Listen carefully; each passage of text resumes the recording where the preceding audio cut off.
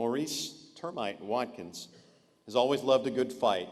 At the age of 10, he already knew what he wanted to be, and that's a champion. With very little natural athletic ability, he reached his goals through sheer determination and perseverance. At 16, Termite became the youngest Golden Gloves champion ever. As an amateur, he had a record of 128 wins against only 10 losses. In 1980, he fought at Caesars Palace in Las Vegas for the WBC World Junior Welterweight title in a double main event that featured Muhammad Ali and Larry Holmes. In a 15-round brutal fight, Termite lost to Saul Bambi. Despite falling short of the pinnacle of his profession, Termite enjoyed an outstanding professional career, recording 48 knockouts in his 58 professional victories. Though he retired from the ring years ago, Termite's love and enthusiasm for the sport of boxing was rejuvenated 5 years ago in the most likely of ways and in the most unlikely of places. Before we bring him out, we have a short video clip that fills us in on the exciting and incredible things that have been going on in Termite's life over the last 5 years.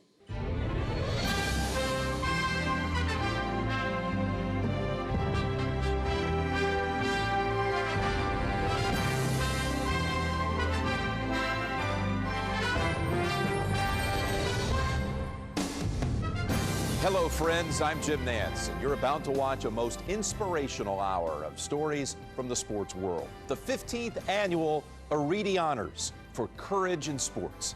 Priest Holmes of the Kansas City Chiefs and other great athletes will introduce you to some truly remarkable people. Plus, we'll honor a personal friend of mine who I'm quite proud of on this day, and we'll take a look back at the greatest moments of the past 15 years of Arete. It's all coming your way right now. Operation Iraqi Freedom began in March 2003, swiftly and profoundly changing the entire country. Its aftermath created a halting danger for Americans, including civilians. As we watched in horror the brutal kidnappings and attacks occurring day after day. A daunting challenge lay ahead to stem the violence and heal the hearts and minds of the Iraqi people. This is the story of one man who stepped bravely into the chaos, a man named Termite. Maurice Termite Watkins grew up in Texas. As a boy, he worked in his family's pest control business, gaining his lifelong nickname, Termite. Termite, however, soon found another calling, boxing. As a young fighter, he was known for his slick moves. In the ring, Termite was always quick on his feet, fast, and moved around. After a successful professional career, he retired to spend time with his family, but boxing remained in his blood. When the Iraq War began, the 46-year-old learned that the U.S. needed experienced exterminators to aid in the reconstruction effort. So Termite Watkins stepped forward to lend a hand. He came home one day and said, "I think I'm going to go to Iraq." I was totally against it, to say the least. When I heard my dad was going to Iraq, I thought he was crazy. I was like, "You're not going." Termite understood the gravity of his decision and the dangers that faced Americans in post-war Iraq. Still, he answered his calling. It was time for him to serve his country in the best way he knew how. He basically picked himself for the job. He went to them and said, "I know how to kill bugs and vermin and all that kind of stuff," and they grabbed him up. As the rest of America watched the war from the safety of their living rooms, Termite arrived in Iraq in April 2003. I call it the land of extremes. The flies were the most aggressive flies that I've ever seen in my life. They had viper snakes that had extremely long teeth or fangs. It had the most beauty that you could ever imagine. But it was also the most harshest land that you could ever imagine. Termite was over 7,000 miles from home. He had seen the violence and chaos with his own eyes. He had narrowly survived mortar attacks. And through it all, Termite chose to stay. He continued training and soon developed a following, putting soldiers and colleagues through the paces in grueling morning workouts. Okay. Word got around about the exterminator with the quick moves and infectious personality. And a few months later, Termite was approached by the Coalition Provisional Authority with an unbelievable request. The leader of the coalition said, Termite, what are the odds of putting together a boxing team and getting somebody qualified for the Olympics? And I said, you got a slim to none chance, maybe a 1 in a million. He says, great, let's do it. All we need is the 1, we don't need the million. Termite knew that dying was a price he was willing to pay for freedom. Steadfast, he began training a group of 24 would-be Iraqi boxers. They were mostly barefooted. They didn't have the groin protectors. They didn't have mouthpieces. They didn't even have good boxing gloves. They were very aggressive. They were almost like they were fighting for the life. They didn't do a whole lot of boxing. They just got in there and got it on. But Termite's biggest hurdle was far more fundamental than poor technique. Free from a brutal regime but wary of this American stranger, the war-torn group of fighters initially distrusted him. But Termite Watkins was determined to prove something to these men and to the world. He always said, you're just going to show the people like we can live together, we can work together, like we're presenting peace for the war. Najah Ali was Termite's star pupil, a 106-pound fighter with a big man swagger. He walked by and he says, Mr. Termite, he says, I will be your one that goes to the Olympics, watch. And he walked off. So we want to go to the Olympics, especially me, of course, and I began training very hard with Termite. Amazingly, Iraq now had an Olympic hopeful, and with him, a rallying cry. Iraq is back. It's a good slogan for us. That means Iraq is back to the people, to the freedom. Iraq is back to all of life. This striking pair, an underdog Iraqi boxer and his American exterminator coach, was going to Athens, carrying the hopes of a struggling nation. It brought tears to everyone's eyes seeing my dad on TV. It was the neatest feeling, you know, seeing him out there and coaching him. And I even told him, man, Dad, I didn't know you were such a good coach. And so he was like, you didn't think your old man had it in him, did you?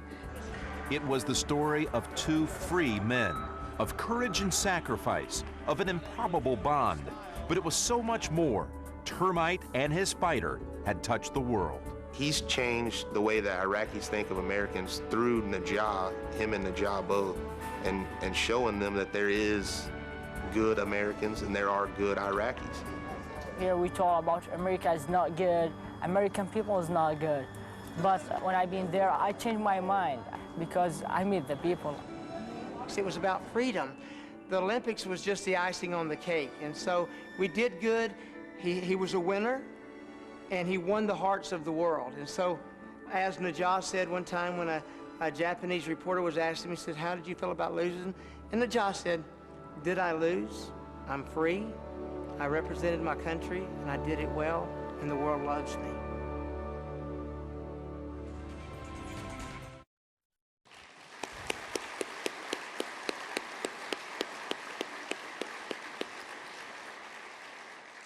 Here to inspire us with a speech titled, One Person Can Really Change the World, ladies and gentlemen, Mr. Maurice Termite Watkins.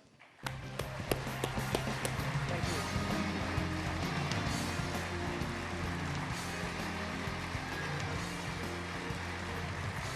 Wow.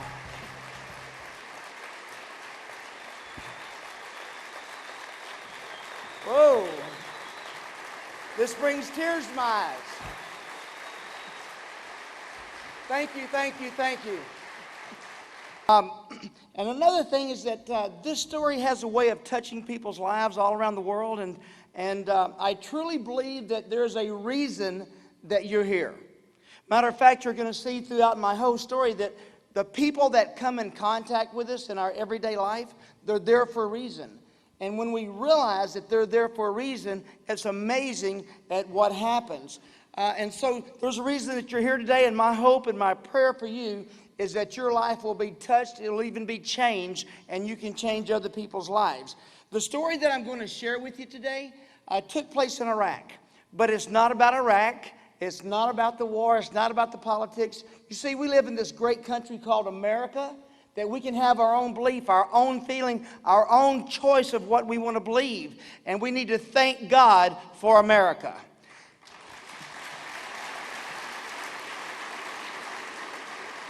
The story that I'm going to share with you is about people helping people.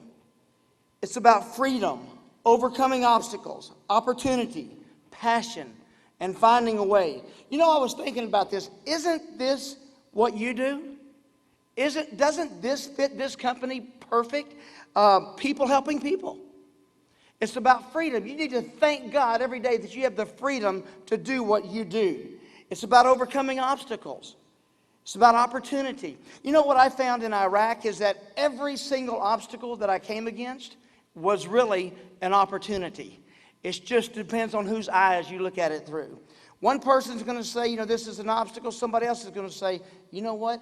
That's an opportunity for me. And somebody's going to turn it into an opportunity.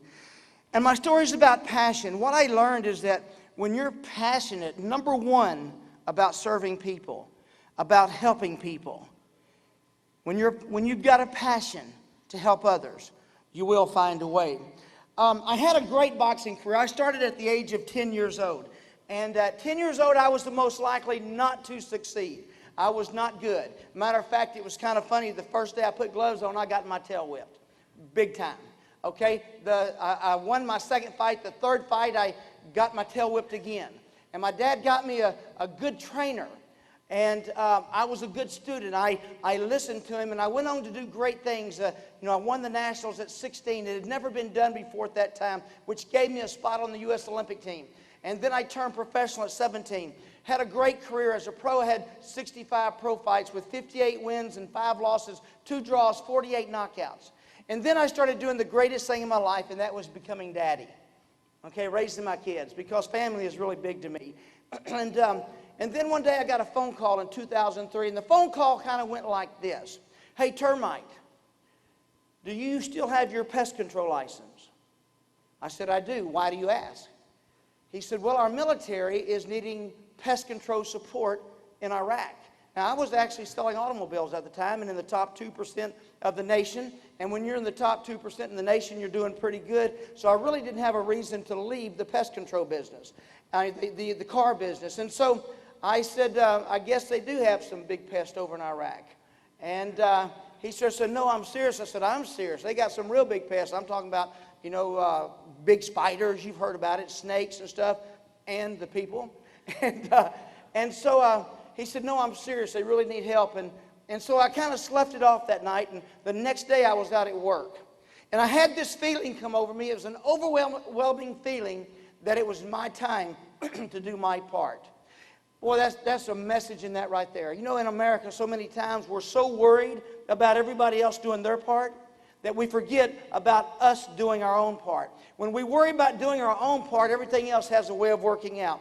I came home that day and I was just emotional. I started crying at work and just walking around sobbing because I knew something was changing in my life and that I was being called for a mission. And I came home and I told my wife, I said, honey, I believe I'm being called to Iraq. And she just kept doing what she was doing, ignoring me. I said, no, honey, I'm serious. I believe I'm being called to Iraq. She says, I don't think so. I said, honey, you don't understand. And I started telling her about this feeling. She goes, oh, I do hear that call. Yes, you're a husband. You're a father. And she started crying. She says, don't do this to us again because I've been kind of adventurous in my life. And she said, don't go. Don't leave your job. Don't do this to us again because many years ago I lost everything I owned because of a venture. And I said, no, honey, I believe it's my time to do my part. I believe I'm being called of God to go to the country of Iraq and serve. It's my time to be a servant. And through a series of events, I started to go and got delayed several times. And then all of a sudden, I went. That day was here. And I went, and let me tell you what, chills went down my body just going to the airport, thinking, what have I done? You know, what am I getting myself into? Well, anyway, I went to the country of Iraq, and I'm going to fast forward to the first day in Iraq. Now, right before I got on the airplane, actually right before I got on the bus to go to the airport, my wife was hugging me, and my daughter was hugging me, and they were crying. I was really emotional. And my wife looks up at me, and she says, Termite, what are you going to do if a general cusses you? I said, do what? I was wanting her to be all emotional and cry and say, you're my hero, and you know, I'm going to miss you so much. She said, what are you going to do if a general cusses you? And I looked at her and I said, I will ask him not to cuss me, because I don't allow people to cuss me. I urge the men to get some backbone all over our country. When you hear people talking filthy in front of your kids and stuff, in front of your wives, get some backbone, touch them on the shoulder and say, I don't allow that. Okay? We need men with backbone. I couldn't understand why she asked me that, but we hugged and I took off and got into Iraq and actually seen my brother in Kuwait and got to visit with him. And one day, it was time to go. I came into the camp and our supervisor says, Termite, got good news and bad news. I said, what is the good news? You're going to Iraq today. I said, okay. What is the bad news? I said, the bad news is that you're going to meet a general that's got a major fly problem. I said, okay, give me my stuff and let me go. I said, well, we got a problem. I said, what is the problem? We don't have any stuff. We don't have any chemicals and pesticides. And he looks at me and says, didn't you used to be a car salesman? I said, yes, I did. He says, you better get to selling, because this guy's going to send your so-and-so back. And he gave me 2 spoonfuls of fly crystals. And I laughed at him. I said, what are you doing giving me this? He said, that's all I got. Well, you see, when you're doing what you're supposed to in life, God gives you everything you need. Everything. God doesn't send you anywhere without everything that you need. And so we took off and we left Kuwait and we went into Iraq, and it was wild. We're driving 120, 125 miles an hour because they shoot at you. And so, you know, and this is for real. And so everywhere you go as you're flying. And so we got into a port called Qasr. Qasr was a port that we took so many casualties. And so we got in there, and I was all tense and tight from driving fast. And I got out of the Suburban, I was stretching. And all of a sudden, 2 soldiers came up to me, and they said, are you the bug man? I said, yes, sir, I am. They said, the general wants to see you. I said, okay. So they took me over to the general, and I walked out. I'm a proud Texan. I'm a proud American. And I walked in with my chest out and said, sir, my name is Termite Watkins, and I'm reporting in, and other than the heat and stuff like that. But anyway, he says, well, you know, what are the chances of getting starting a boxing team here in Iraq and getting to the Olympics? And I said, sir, it's a slim to none chance. Maybe a 1 in a million. And he says, great. All we need is 1. We don't need a million. I expect you to get it done. I was overwhelmed, but I was excited because I love a good challenge. I love to be challenged. And so a couple hours later, I was next door in the hotels, one of Saddam's hotels. I was talking with some soldiers. And the point of the story I'm fixing to tell you is that the people that you need for success are always right around you.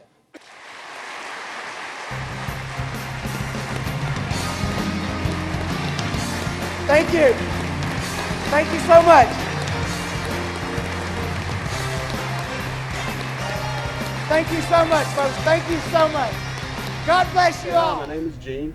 Booked Termite Watkins to come out and talk to our safety group, all of our contractors, and to our maintenance group here as a motivational speaker, as a safety speaker. He did a great job. I'd recommend Termite for any type of motivational or safety meeting or plan. He's very energetic. He gets the group involved in it, and at the end of it, you can always tell that he has touched folks and touched their lives. You know, folks coming up, giving him hugs, shaking his hand, remembering him. His story is quite remarkable. I'd recommend Termite. You know, I'm out here at Valero, and it's been fantastic. You know, I love seeing the response on everybody's faces, knowing that we hit home about safety, knowing that we got people motivated, knowing that we got them excited about life. It's been an outstanding experience here, and it's just been wonderful. You know, just seeing the eyes of the people that have been touched. It did me good. And so a big shout out to Valero. Thank you so much.